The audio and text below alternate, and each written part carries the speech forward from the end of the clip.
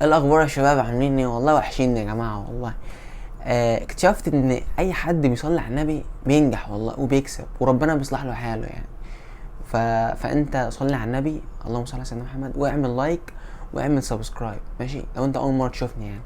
ولو جه اعلان دلوقتي سيبه يعني يخلص كده وقته وانا هرجع تاني ماشي. ما تدوسش سكيب اد، ما تدوسش سكيب اد ماشي، او سكيب فيديو يعني. طيب النهارده هنتكلم على العملاق اللي انا بحبه. حط بقى تحت كلمه بحبه دي مليون خط. سكيت باور سلايد نيكست، انا بحبه يعني انت هتقول لي ده بيحصل فيه شرخ، ده مش عارف ايه. احنا هنقول كل الكلام ده النهارده. بص النهارده اقول لك الخلاصه والله، وعن تجربه تقدر تقول سنه و5 شهور، سنه و6 شهور. جماعه انا عشت فتره كبيره قوي بالباور سلايد نيكست ده بجد يعني. عايز اقول لك بقى ان انا معايا اللونين، يعني انا معايا لون اسود ولون جراي. هو مش جراي، هو موف بيربل، في ناس بتقول عليه لافندر، فاهم هو ايه؟ جراي، لافندر، بيربل، موف كده. هو ليه كذا اسم وهو لون واحد بس، ما تفهمش يعني. بس هو لما جه نزل يعني من شركه باور سلايد، شركه باور سلايد قالت عليه باور سلايد نيكست جراي. ايه جراي دي؟ مع ان هو اصلا بيربل، بس ما علينا. المهم هو ده العملاق بتاعنا اللي انا بحبه. يعني كلمه بحبه دي انت افهم بقى ان السكيت ده حلو، فاهمني؟ فاي حاجه انا اقولها انت تحبها زيي ماشي. ولما تبقى معاك بادجت كده كبيره تفكر في السكيت ده وتشتريه. بص انا كمان معايا اللون ده،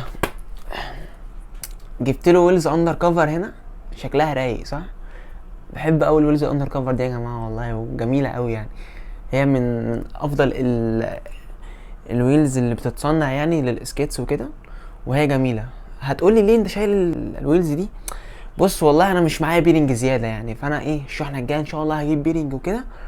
فلو انت عايز تطلب معايا سكيت مثلا فممكن تكلمني، هسيب لك رقمي دلوقتي ماشي. ده رقم الاوردرات، اتفقنا؟ فهي برضو بتساعد ان السكيت ما يبقاش فيه احتكاك كتير، فدي حاجه حلوه يعني. مثلا ايه، انت لو عايز سرعه زياده فشيل واحده بس، شيل وانت معاك 4 ويل يعني، فشيل ويلز واحده بس زي انا كده اهو. خليهم يبقوا بالظبط كده اهو، السيت اب يبقى كده، يبقى ويلزين اهو وويلزين ورا، تبقى انت دايس عليهم. كلام جميل حتى الان يعني. طيب انا بقى جاي لك من سنه ونص، جايب لك الخلاصه من سنه ونص. يعني بعد سنه ونص السكيت ده هيبقى معاك عامل ازاي؟ بص هنبدا باللاينر. انا بحب ابدا باللاينر كل مره يعني، في الحاجات اللي بتبقى الحاجات الاوريجينال يعني. اللاينر اللي هو ده، دي البطانه يا جماعه بتاعت السكيت، دي مصدر الراحه. وزي ما بقول لك في كل فيديوهاتي، عشان تزود الراحه لازم تجيب شراب تقيل ومن كوتونين، وده هيبقى عامل 52 ونص. يا ريت تهتم انك تجيبه يعني لو انت حابب انك تكون مرتاح اكتر في السكيت بتاعك يعني. تمام. فلاينر ماي فيت لاينر قوي جدا، لاينر من اللاينرات اللي هي التوب قوي يعني في الخامه والنظافه يعني. هو واللاينر بتاع اف ار، بس كذا حد اشتكى من لاينر اف ار الجديد اللي بيبقى من جوه لونه ابيض. هظهره لك دلوقتي، هو ده اللي في السكيت ده. تمام.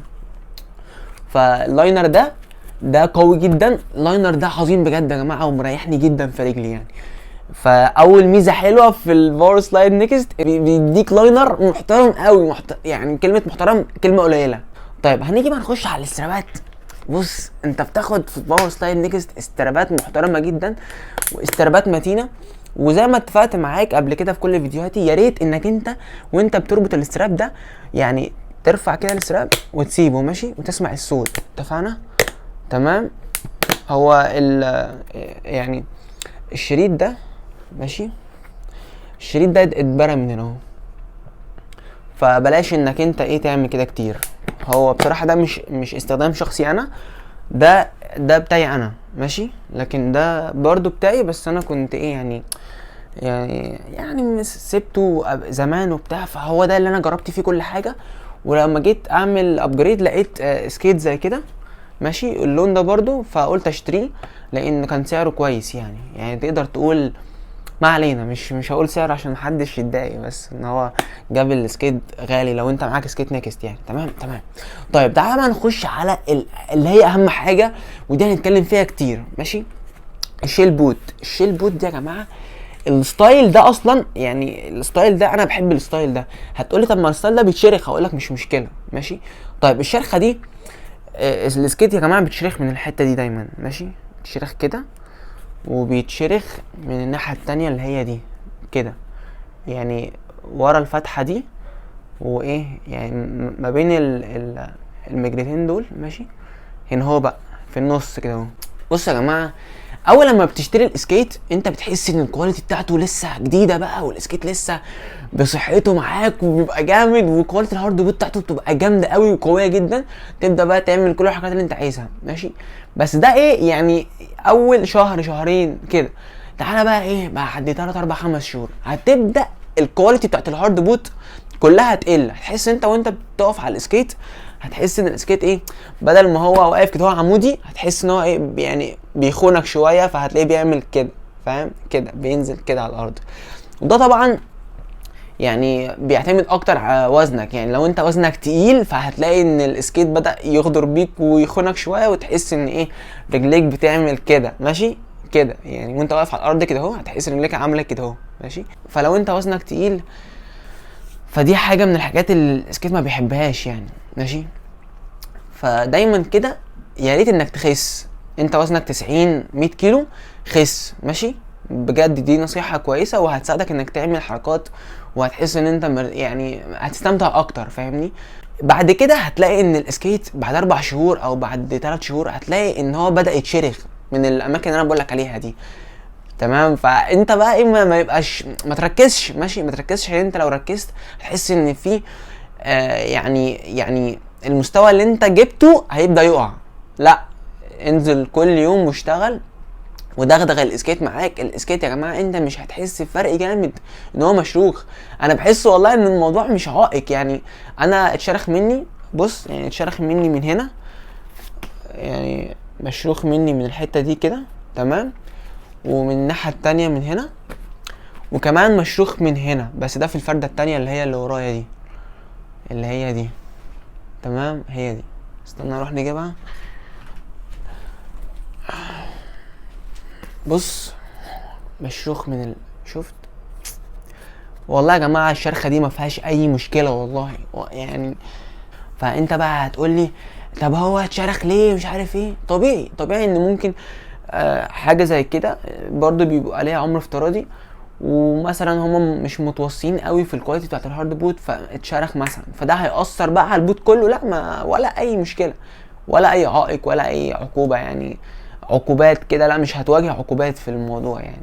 مش هيديك طاقه سلبيه. بس انت ما تركزش بقى وتقعد تقول ده اتشرخ فانا ايه مش هعمل الحركه دي، ايه ده هو انا وقفت بعوجه كده اهو ده اكيد من الشرخ. لا، هو مش من الشرخ، ده انت بس كنت واقف كده زهقان فانت عوجت رجلك غصب عنك. ما ترميش الكلام ده على الاسكيت بقى وتقول ده الاسكيت هو اللي فيه العيوب والكلام ده. طيب فكده انا جايلك من سنه و6 شهور، يعني الشرخ ما فيهوش اي مشكله. تعال بقى نخش على الفريم ده اللي هو الفريم ده يا جماعه فريم قوي جدا، فريم ما فيهوش اي مشكله. يعني انت بقى ايه مهما تعمل جامب ومهما تتنطط بالاسكيت وتتحدف من الدور الخامس وتنزل على الفريم ده مش هيتكسر. الفريم ده اللي هو حته الحديده دي بتبقى انت دايس عليها ماشي، وهي بتبقى ماسكه الويلز، وفي حاجه اسمها جوه هنا بيرنج تمام، هنتكلم عنها دلوقتي. متفقين الفريم ده ما فيهوش اي مشكله. نخش على الستيب اللي بعد كده وهي الويلز. باور سلايد نيكست بالاخص اللافندر والبلاك ريد والبلاك وايت بيجي بويلز سبينر، اللي هي السبينر اللي هي صلابه A88، عشان في سبينر صلابه A86 وفي سبينر صلابه 84. طيب كل لما ال A بتعلى من 84 ل 88 فانت كده بتاخد قوه في الويلز. هتلاقي ان الويلز الرابر بتاعها قوي جدا، مش هتتاكل معاك بسرعه. وبلاش تي بريك كتير، دي نصيحه مني ليك يعني، بلاش انك تعمل تي بريك على الاسفلت كتير. هتقولي طب ما انا بقى لازم اقف دلوقتي، انا بعمل كروز وبطير في الشارع وخلاص بقى في اشعار دلوقتي ان انا لازم افرمل دلوقتي لان انا هلبس في العربيه اللي قدامي دي. لا، انت بالراحه كده، بص كده قدام، ارفع عينك كده، شوف الطريق هيقف امتى، وهدي نفسك من قبلها ب 40 متر مثلا، وبطل بوش، وهتلاقي واحده واحده تقلك جسمك على الاسكيت. هيخلي السكيت يبطئ نفسه طبيعي جدا. يعني انت لما بتبقى سايق عربيه وبتشيل رجلك من على البنزين، هتلاقي تقل العربيه بدأ ان هو يتحمل على العجله، فهتلاقي العجله تبدأ تبطئ نفسها لحد ما ايه، ما تقف خالص يعني، او تبطئ نفسها خالص. فانت مثلا هتيجي عند اخر 10 متر هتيجي تعمل تي بريك، فتحس ان التي بريك يعني الويلز ما اتأثرتش بيها، يعني الويلز ما اتاكلتش منك. دايما كده الويلز بتتاكل وانت بتعمل تي بريك كده اهو، مثلا رجليك اهي ماشي، فانت بتعمل تي بريك كده، فالرجليك دي الويلز اتكحتت كده ايه، اتكحتت كده، وهتبدأ بقى ان الوش ده هيتاكل والوش ده مش هيتاكل. فانت بقى هتعمل ايه، هتجيب الالانكيه وتفك الويلز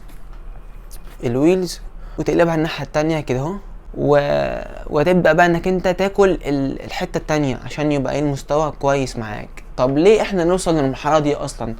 يعني انا ما انصحكش انك توصل للمرحله دي. فانت واحده واحده كده اهو، زي ما قلت لك، ارفع عينك كده، شوف الطريق هيقف امتى، وهدي قبلها كده 50 متر كده تكون ايه، تقلك على السكيت ايه، وبدا ان هو يعني يوقفك كده ويفرملك واحده واحده.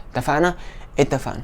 دايما النكست اللي هو اللافندر او البلاك ريد او البلاك وايت بيجي دايما ببيرنج ايبك 9. تمام، بيجي ببيرنج ايبك 9. البيرنج دي اللي هي القطعه دي تبدا من ايبك 2 ماشي، ايبك 2، ايبك 5، ايبك 7، ايبك 9.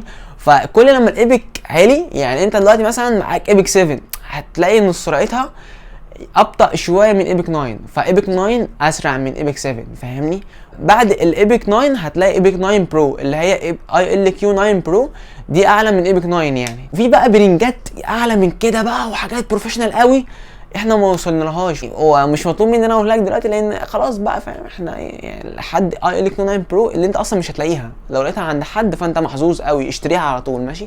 هتلاقيها في حدود من 900 ل 1000 جنيه كده او 1200، 16 بيرنج او 12 بيرنج كده. كل حاجه خلصت في السكيت. السكيت ده اديله كام؟ اديله 10 من 10. اي حاجه انا بحبها طبعا، فهديها اللي انا عايزه ماشي. السكيت ده انا هديله 10 من 10. السكيت ده علمني كتير جدا، السكيت ريح لي رجلي قوي عشان بيجي بلاينر مافت، لاينر قوي جدا. السكيت ده فيه فريم قوي قوي، مهما اعمل جامب ومهما اعمل بيه الفريم ده مش هيتكسر، اللي هو الفريم ده. تمام.